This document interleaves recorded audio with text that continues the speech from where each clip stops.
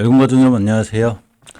자, 매일 꾸준히 복귀하고 이제 공부하던 친구 중에 하나가 이제 HPSP였었는데 사실 어제 넥스장 말고 어제 정규장까지의 상황은 굉장히 좋았습니다. 특히 이제 매물대를 뚫어줌으로 인해서 이제 반도체가 어제까지 강했죠. 그죠? 오늘 뭐 삼성전자 하이닉스 강하긴 하지만 어제 모든 매물대를 뚫어주고 완벽하게 뚫어줌으로 인해서 이제 제2 한미반도체처럼 잘 올라갈 수 있지 않을까. 특히 모든 매물대를 뚫어줬을 때는 굉장히 강력한 이제 신호탄이 되거든요. 1번 차트죠.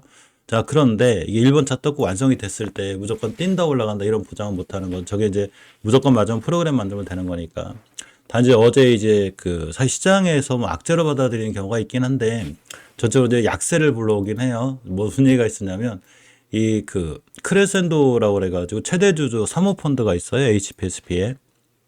자, HPSP에 자 크레센도입니다. 이렇게 크레센도라고 그래가지고 최대 주주인 사모펀드가 있는데 이 대규모 지분을 한 번에 좀 매각하는 이 블록딜을 이제 했다고 이제 그런 기사가 뜨면서 오늘 많이 급락했습니다.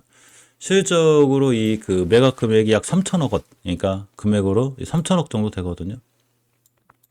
근데 이제 이게 가격이 그냥 이루어진 게 아니라 주당 35,350원에 35,350원에 이제 9.7%, 그러니까 어제 고점 기준으로 9.7% 할인, 즉 어제는 39,000원대를 찍었죠. 여기서 뭐 10%까지는 안 되는 건데 약 10% 가까이 좀 할인한 가격으로 블록딜 하면서 전체적으로 투자 심리를 악화시키면서 오늘 12에서 한 13%, 아까 보니까 장중 한 13% 이하로 좀 많이 떨어뜨렸습니다. 근데 많이 이제 궁금하신 게, 그 HPSP가 과연 그, 지금 기업이 안 좋거나 뭐 이래서 뭐 기업에 대한 특별한 실적 때문에 떨어졌냐? 자, 그런 건 전혀 아닙니다. 그래서 제가 이제 가족분들 공부할 때도 HPSP 굉장히 좋은 기업이라고 좀 제가 좀 알려드리거든요. 자, HPSP는 이 반도체 전공정 핵심 장비인 고압수소 원일링, HPA 장비를 생산해요. 해당 장비가 미세 공정, 고성능 반도체의 거의 필수 공정입니다. 특히 반도체 업황이 지금 삼성전자를 보면 알 수 있듯이 바닥을 찍고 굉장히 크게 올라가고 있고 하이닉스 같이 가고 있습니다. 물론 오늘은 이 HPSP 영향인지 몰라도 이 삼성전자, 하이닉스, 한미반도체를 제외하고 나머지 반도체 종목들은 전체적으로 조정이 좀 세게 들어왔어요. 이게 점진적 회복 국면에 있거든요, 반도체가. 그러니까 이게 무슨 얘기냐면 HPS 자체적으로 기업 경쟁력이 좀 안 좋아졌거나 기업 자체가 나빠서 좀 주가가 밀린 건 아니다. 이렇게 생각하시면 됩니다.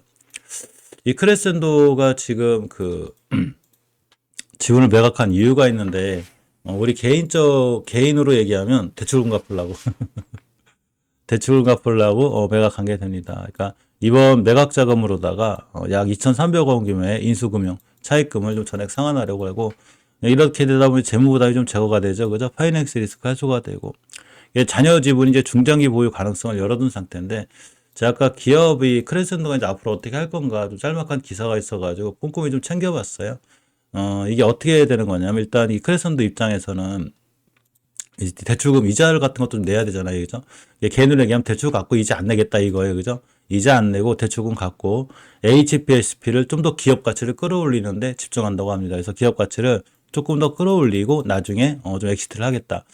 그러니까 최소한 뭐 여기서 엑시트 했기 때문에 많은 투자분들이 앞으로 또 올라가면 또 갑자기 뭐 블록딜 얘기가 나오는 거 아니야? 이런 거야 돈 어떤 투자 심리 좀 악화가 되는 거예요. 그래서 잘 못 가는데 자 이거 뉴스일 뿐이죠. 뉴스고 어쨌거나 뭐 나와 있는 그 많은 기사 사실이니까 뭐 실질적으로 공시까지 보지 못하는 것 같아요. 어쨌거나 오늘 시장에서 많이 떨어진 이유를 그거라고 보고 있기 때문에 저도 그 기사만 가지고 분석을 해봅니다. 근데 저는 사실은 이제 뭐를 중요하게 생각하냐면 HPSP는 여전히 좋은 기업이 맞아요. 그죠? 근데 주가는 내가 들어갈 때 진입 시점이 중요하죠. 사실 저 같은 경우 어디고 돌파할 때 매수했다가 결국 팔긴 했는데 뭐 저도 뭐 주식에 항상 이렇게 계속 이렇게 수익을 낼 수는 없잖아요. 뭐 큰 금액을 산 것도 아니고. 근데 중장기 포지션 관점에서 좀 생각할 필요가 있는데 중장기 관점에서 볼 때는 이제 2차 전지 얘기할 때도 많이 얘기하는데 요 이식격선을 깨지 않는 게 중요해요. 절대로.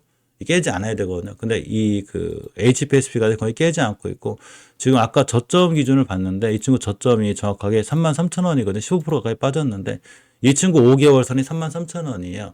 그러니까 장기적인 이동평균선 장기 추세에서 이 5개월 선을 깨게 되면 추세가 깨지거든요. 이게.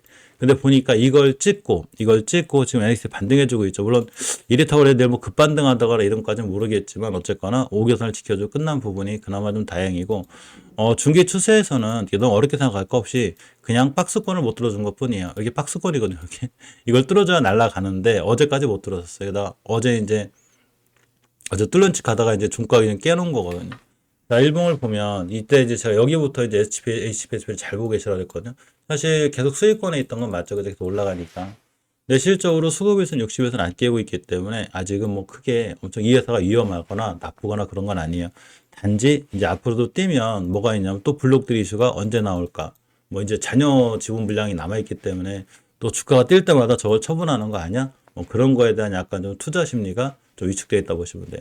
근데 현재 자리가 이런 건 있죠. 지금 뭐 이렇게 HPSP가 월봉에서 엄청 고점이 아니고 물론 바닥도 아니지만 이 좋은 기술력을 갖고 있는 이런 기업들이 높은 자리가 아니기 때문에 추후에 크레센도에서 만약에 진짜 집중적으로 이 HPSP를 기업 가치를 키우려고 하면 주가는 결국은 잘 올라갈 수 있는 확률이 있어요. 단지 이 주식이 우리 닉방이 아니에요. 항상 제가 꼭 드리는데 저도 앞으로 HPS 주가가 떨어진다 올라간다 이런 걸 절대로 미리 맞출 수 없습니다. 단지 지금 당장 오늘 기준으로 잡아야 되는 자리는 오늘의 저점이 정확하게 33,000원이기 때문에 이게 5개월선 가격이에요. 이 5개월선을 깨지 않고 지금 그래도 주당 1,000원 정도 올라간 거거든요. 이 자리를 이탈하지 않는 자리를 잘 보셔야죠. 그러니까 일봉에서 보면 오늘의 저점이 딱 11선이잖아요. 이렇게. 이 자리를 깨지 않는 걸 잘 확인하셔야 돼요.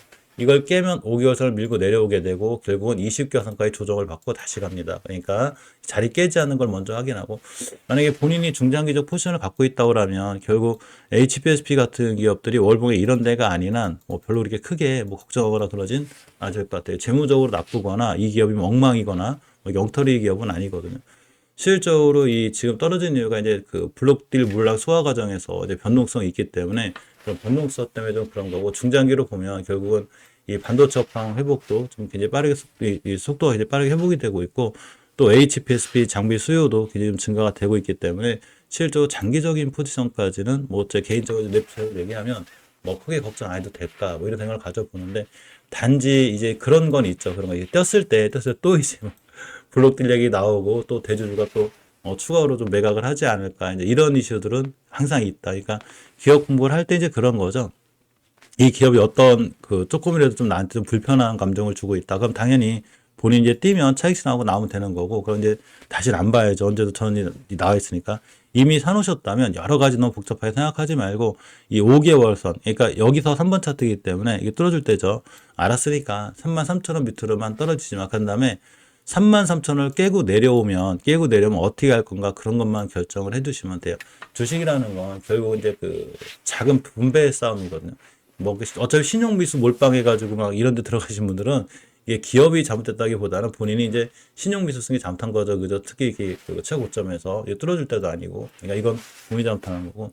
대신에 이제 중장기적 포지션 가지신 분들은 월봉에서 높은 위치가 아니기 때문에 월봉 5개월 선 가격인 33,000원대 주식은 가격이 되게 중요해요. 이게 가격의 의미가 있어요. 이게 세력들이 가격을 받쳐줄 때 이런 자리를 깨지 않는 걸 꼭 확인하고 주식을 바라보는 게 좀 더 좋지 않나 이런 생각을 좀 가져봅니다. 쉽게 얘기하면 제 생각 그런 게 개인적인 생각인데 이 주식 올라가 떨어지는 모르겠고 그걸 아무도 모르는 거죠. 그냥 월봉에서 이런 자리들은 내가 너무 크게 걱정하지 않아야 된다 이렇게 같아요. 만약에 월봉 최고점 이런 데서 엑시트가 나오거나 막 이렇게 돼버리면 정말 위험하거든요. 근데 이런 자리들은 뭐 그렇게 고민하거나 그렇게 하지 않아도 될까 이런 생각을 좀 가져봅니다. 자, 오늘 좋은 밤, 좋은 저녁 보내세요. 고맙습니다.